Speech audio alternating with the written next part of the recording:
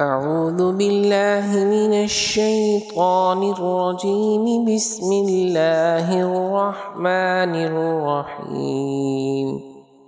يا أيها المزمل قم الليل إلا قليلا نصفه أو انقص منه قليلا أو زد عليه ورتل القرآن ترتيلا إنا سنلقي عليك قولا